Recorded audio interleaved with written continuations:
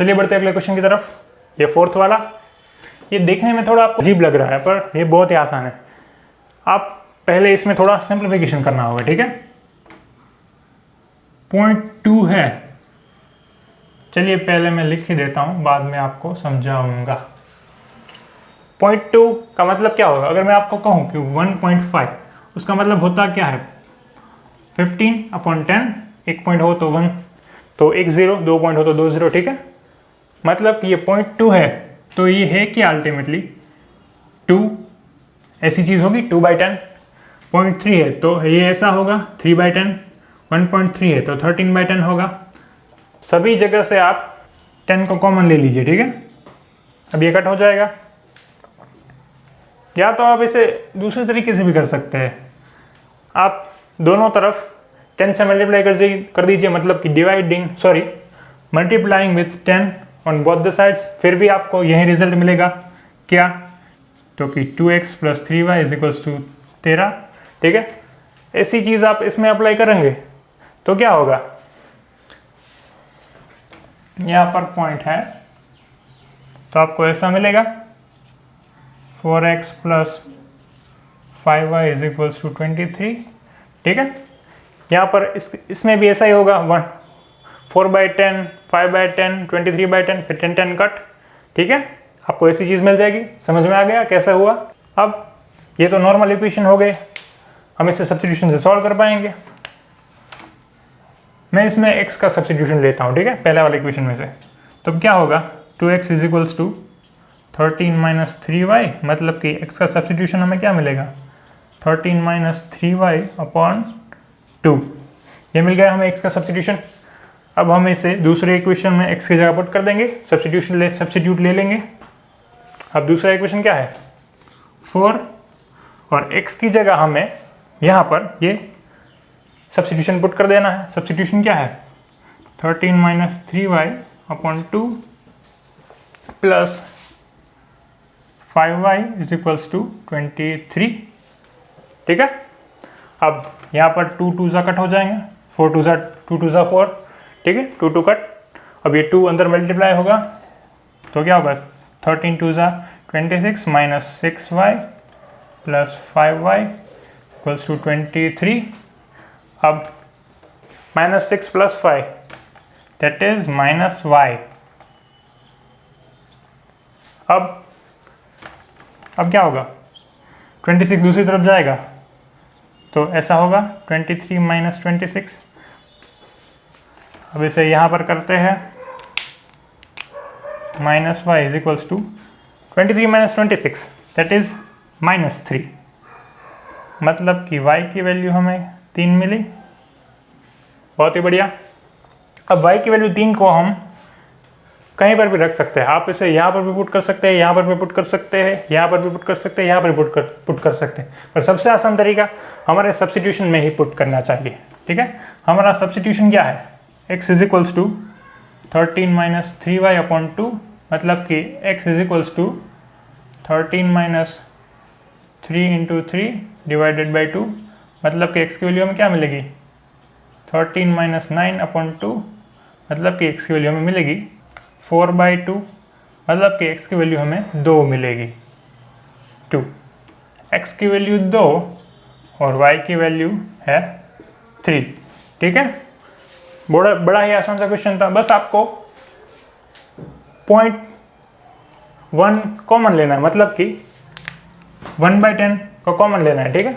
थोड़ा बस 0.2 की जगह 2/10 रख देना, 0.3 की जगह 3/10, 1.3 की जगह 13/10। बाद में 1/10 को कॉमन लीजिए, या तो आप इसे 10 से मल्टीप्लाई कर दीजिए बोथ द साइड्स, फिर आपको सिंपल इक्वेशन मिल जाएगा। बाद में आप सब्स्टिट्यूशन मेथड से सॉल्व कर पाएंगे, ठीक है। दूसरे वाले इक्वेशन में भी सेम चीज़ लगानी है, 1/10 कॉमन लेना है, ठीक है।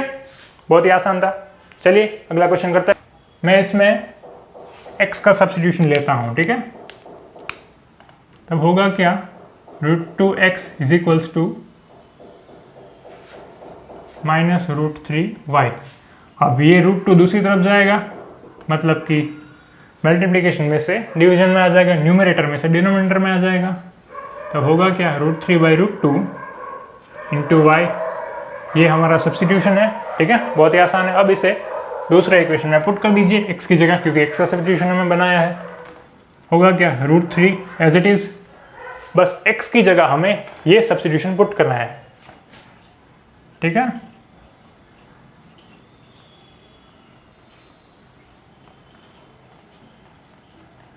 बाकी चीज़ें एज इट इज़। अब ये चीज़ आपको पता होनी चाहिए, अगर मैं किसी भी नंबर को सेम नंबर हो, मतलब कि √4 हो और √4 दोनों का मल्टीप्लिकेशन करूँ तो रूट कैंसिल हो जाता है और सिर्फ नंबर बचता है, ठीक है। इससे आप दूसरी तरीके से समझे तो रूट का मतलब होता क्या है, उस नंबर की 1/2 पावर, ठीक है। अब इस चीज़ का मतलब क्या हुआ, 4 की 1/2 पावर मल्टीप्लिकेशन 4 की 1/2 पावर। अब आपने ऐसी चीज़ पढ़ी होगी कि बेस सेम हो और बीच में मल्टीप्लिकेशन हो तो पावर ऐड होती है, ठीक है। मतलब कि 4 की 1/2 प्लस 1/2 यानी कि 4 की 1 पावर यानी कि 4, ठीक है। इसलिए अगर सेम चीज़ हो, या तो आप इसे दूसरी तरीके से कर सकते हैं, ठीक है, वो भी मैं बताता हूँ। ये मल्टीप्लाई होगा तो ये ऐसा होगा 3 × 3 9। अब 9 का रूट क्या होता है, स्क्वायर रूट 3 होता है, बस 3 लिख दिया, आसान है। ऐसा भी कर सकते हैं। अब बाद में जो चीज़ है वैसे ही लिख दीजिए, y का y √8 y = 0। अब हमें क्रॉस मल्टीप्लिकेशन करना होगा, ये इधर यानी कि एलसीएम, यहाँ पर 1 है √2 तो दोनों का एलसीएम क्या होगा, ऑब्वियसली √2, यहाँ पर -3y और ये √2 × √8 क्या होगा, √16y = यहाँ पर क्या है, √2 = 0। अब ये √2 दूसरी तरफ जाएगा तो कैंसिल हो जाएगा, क्योंकि 0 के साथ कोई भी चीज़ मल्टीप्लाई होती है तो वो खत्म हो जाती है। -3y। अब 16 का स्क्वायर रूट क्या होता है, 4 होता है, यहाँ पर क्या आएगा 4y = 0। अब -7y = 0, मतलब कि y की वैल्यू हमें 0 मिली, क्योंकि ये दूसरी तरफ जाएगा, एलिमिनेट हो जाएगा। अब y की वैल्यू 0 मिली, अब हम इसे इसमें या तो बहुत आसान है, हमारे सब्स्टिट्यूशन में ही पुट करते हैं, ठीक है। अगर हम इसे हमारे सब्स्टिट्यूशन में पुट करेंगे तो होगा क्या, y की वैल्यू 0 रखें, किसी भी नंबर को 0 से मल्टीप्लाई करेंगे तो वो 0 होगा। मतलब कि इस पेयर ऑफ लीनियर इक्वेशंस के लिए हमें दोनों वेरिएबल की वैल्यू 0 मिली, ठीक है। बस आपको रूट के मल्टीप्लिकेशन आने चाहिए, बहुत ही आसान है। चलिए आगे करते हैं। ये आपको थोड़ा अजीब लग रहा है, पर अजीब कुछ नहीं है, ये सिर्फ आपको सिंप्लीफाई करना है, ठीक है। 2 और 3 का एलसीएम क्या होता है, आपने ऐसी चीज़ तो करी होगी, 1/2 + 1/3। आप क्या करते थे, ये 3 इधर जाता था, 2 इधर जाता था, मतलब कि 2 + 3 और नीचे इन दोनों का मल्टीप्लिकेशन तो 5/6। या तो आप इसे ऐसे भी समझते थे कि 2 और 3 का एलसीएम क्या आता है, 6 आता है। डिनोमिनेटर में 6 बनाना है, इसलिए 2 को 3 से मल्टीप्लाई करेंगे तो दोनों न्यूमरेटर और डिनोमिनेटर दोनों को भी 3 से मल्टीप्लाई करना पड़ेगा, ठीक है। यहाँ पर 3 था तो ऊपर 2 से मल्टीप्लाई करना पड़ा, तो ऐसे भी हो जाएगा, 3 × 2 = 5 आएगा, तो सेम ही आंसर, ठीक है। 3x/2 - 5y/3 = -2। अब सिंपली क्रॉस मल्टीप्लाई कर दीजिए, ये इधर मल्टीप्लाई होगा, ये इधर, और इन दोनों का मल्टीप्लिकेशन नीचे डिनोमिनेटर में, ठीक है। या तो आप इसे एलसीएम भी बोल सकते हैं, दोनों चीज़ें एक ही, ये इधर जाएगा 9x होगा, ये इधर 5 × 2 = 10y। अब इन दोनों का मल्टीप्लिकेशन डिनोमिनेटर में होता है, यानी कि 6 = -2। अब थोड़ा ढंग से लिख दे, ये उधर मल्टीप्लाई हो जाएगा, 6 × 2 = -12। अब इसी तरह दूसरे इक्वेशन को भी बना देते हैं, इससे पहला इक्वेशन कह देता हूँ। अब क्या होगा, 2 इधर 3 इधर, 2x + 3y, इन दोनों का मल्टीप्लिकेशन नीचे। अब ये 6 और ये 6 कैंसिल हो जाएंगे, बचेगा कितना, 2x + 3y = 13, ठीक है। ये हमारा दूसरा इक्वेशन, ये पहला इक्वेशन। चलिए मैं इसे यहाँ लिख देता हूँ। अब या तो आपको x को या y को किसी को भी सब्जेक्ट बनाना है और उसका सब्स्टिट्यूशन निकालना है। मैं x को सब्स्टिट्यूट करता हूँ, ठीक है, इस इक्वेशन में से, आसान रहेगा। आप किसी भी इक्वेशन में से कर सकते हैं, ऐसा कोई रूल फिक्स नहीं है। क्या होगा, 2x is equals to 13 minus 3y, यानी कि x is equals to 13 minus 3y upon 2। ये हो गया हमारा सब्स्टिट्यूशन। हमने इस वाले इक्वेशन में से सब्स्टिट्यूशन निकाला, मतलब हमें इसे दूसरे इक्वेशन में पुट करना है, ठीक है।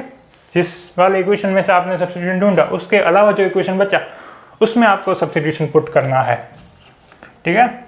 ये है 9। अब x की जगह मैं ये पूरी चीज़ रख दूंगा।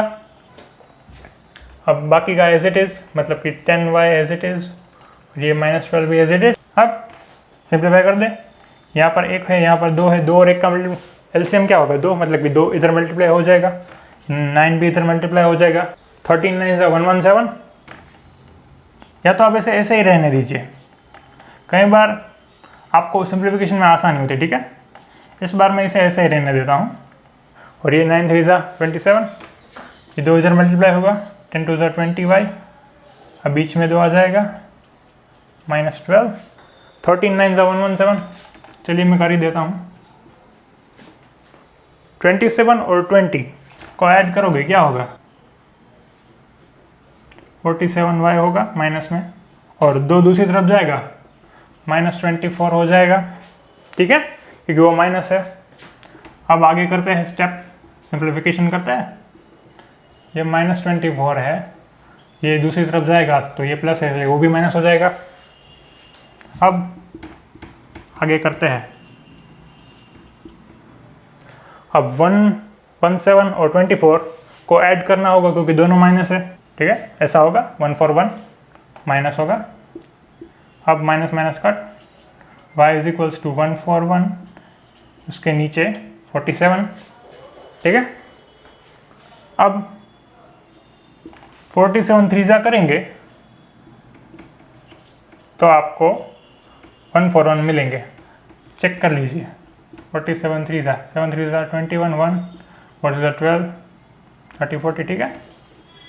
अब y की वैल्यू हमें मिल गई, अब हमें x की वैल्यू चाहिए, तो उसके लिए मैं इसे यहाँ पर पुट कर देता हूँ, ठीक है। ये बहुत ही आसान रहेगा, आप इसे सब्स्टिट्यूशन में ही पुट कीजिए।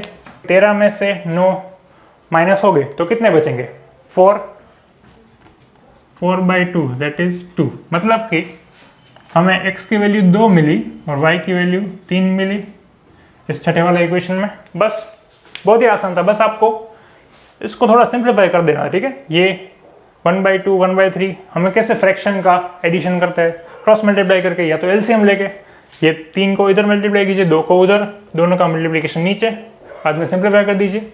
बाकी क्वेश्चन में कुछ दिक्कत वाला था नहीं। चलिए आगे बढ़ते हैं।